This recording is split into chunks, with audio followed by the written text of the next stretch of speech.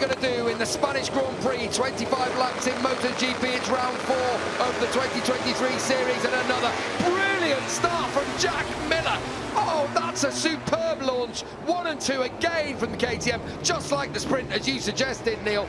This time is Aleix Espargaro able to hang on in front of Bagnaia. He does. But what about Pedrosa? Oh, I thought he might sneak through on the inside. Bagnaia, there's a crasher. There's someone. It's not Quartararo, is it? It's Quartararo, and it looked like Raul Fernandez had gone down. I don't believe it. That looked a nasty one at turn 1, perhaps. It did look a nasty one. We talked about having to be aggressive starting from the 6th row of the grid. The problem is at this level, everyone's aggressive. It's a tight track. There's not a lot of room. It's Miguel Oliveira. I can't believe it.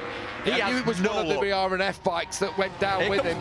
Here comes Binder already, straight to the front. At turn 6, at Danny Pedrosa corner, and he goes through. Meanwhile, Pedrosa drops a position. Ooh, Maverick Vinales has actually made a brilliant start for once. The red flag is out, legs come up, arms come up to warn everyone, and we are going to have a race restart.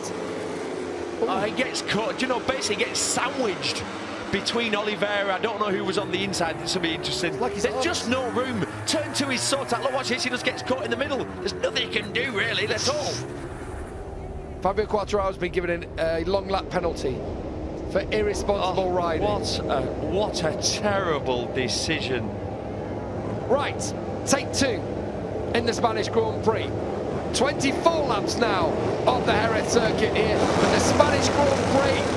Round 4 is underway again, and it looks like that Aprilia didn't get off the line again, but the KTMs did with Miller, and now it's Binder around the outside.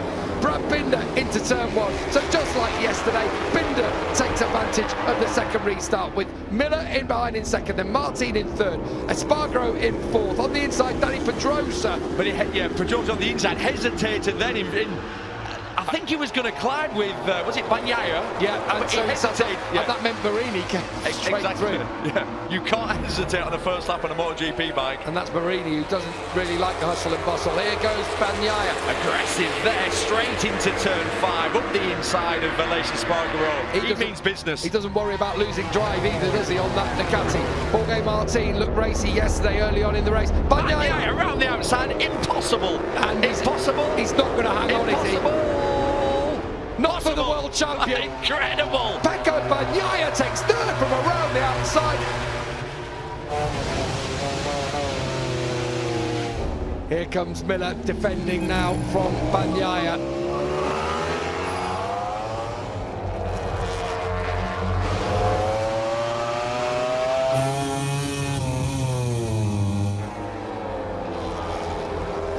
As Jorge Martin goes through briefly into 3rd, but Bagnaia straight back on the undercut. So aggressive is Bagnaia.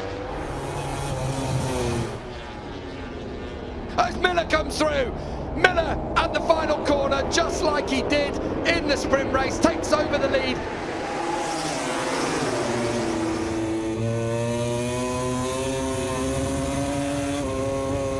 Up the inside. Brad Binder lined that one up, didn't he, coming through those 2 fast right-handers.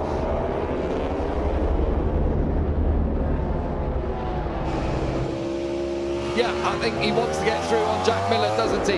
And the hand comes out there. Oh, and Miller unhappy with it, and Martin's gonna. Yeah. I think he might have been pushed maybe a little bit by Miller. Miller's gonna come back. Miller was a fraction wide, and Bagnaia did what every racer would do. He went for the gap. They were clearly in contact. Bagnaia did put his hand up. There will definitely have been contact for them both to be waving arms at each other. Here we go. He's slightly wide. Yeah, that's a big hit. That's a big hit. The riders are giving you close racing, and now you started penalising riders for just making passes. For any kind of contact. The contact again there from Martin and Miller. And what that also did was force Aleix Espargaro to sit up on the outside.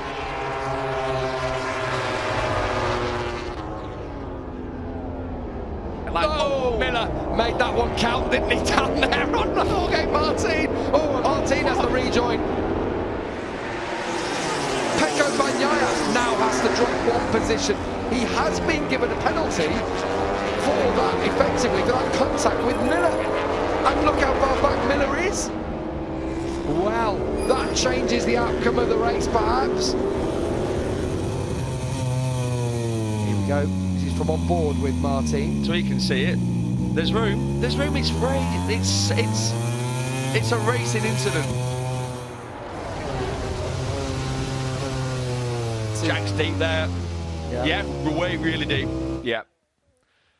Here we go though. Miller's Jack's trying hanging out, so he'll have the insiders here. Yeah. And he's going to retake second place. Ooh, Binder looked wide down in there. So was Alicia Spargro, and Martin comes through and then takes the line as Spargro wants.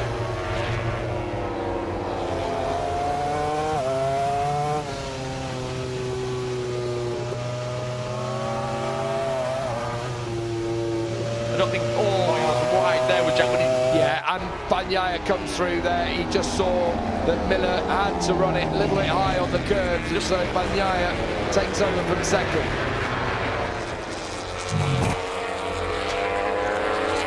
No, Martin is it? Yeah, it's Jorge Martin who's gone down, and that's a fast one. Oh, it's Zarco. Yeah, Zarco, that is so unlike. It's looking like he's trying to line up. Got more tyre, doesn't it? Yeah, here we go. Setting it up into the last corner. Here comes Pecco Bagnaia, the world champion. Now, the guarantee here is Brad Binder will have another go. I'm almost certain of it. Bagnaia takes over finally in the Grand Prix of Spain. Has clear air in front of him. Can Binder respond with 3 laps to go? Here we go, Gav. Neck and neck. 1 lap to go, and Binder is...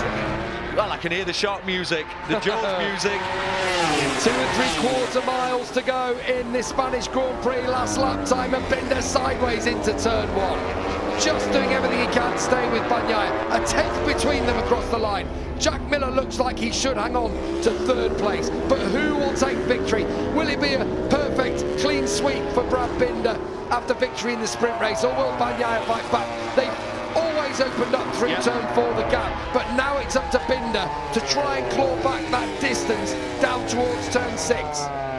It's going to be all about turn 6. If he can get close enough, then he's got a chance of attacking into turn 13, the last corner. And if he is as close as he was, I think, on the last lap, Binder will have a go again. Closing, and makes the apex. And he gets out as well, so Binder is going to bring this down, I'm sure, to the final corner, to be able to have a go into Lorenzo corner. Think of the classic races that have gone down to that corner over the years. Your Rossi Gibanels, your Marquez Lorenzos. Like, here we go again, your doing Criviers. This is one of those of the classic. Oh, Binder thought about it, going through at Nieto corner into the stadium. The fans are going wild. We're going wild in this one. Who is going to take victory in the Spanish Grand Prix?